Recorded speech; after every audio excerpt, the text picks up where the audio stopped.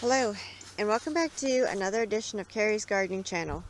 So today is May the 3rd, 2019, and I wanted to show you one of our potato bins that we planted back in April.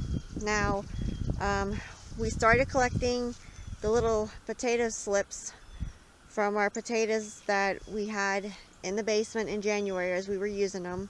We took the eyes off of them, and we kept them in the refrigerator and we planted them out in April. Now these did have frost, they had snow, and you can see here they're coming up. Now that's frost damage there from the cold, but they're still growing and they're still going for us here.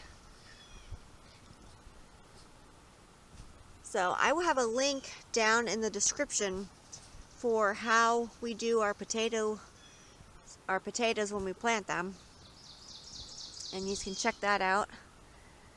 And I did a whole thing on it last year, a whole playlist, and you can even see the harvest that we got off of them.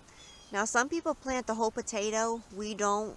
We take the eyes off, and we let some of the chunk of the potato on with the eyes, and we let them dry, and then we plant them. And as these grow, then we put grass clippings around them when they're about 6 to 8 inches tall.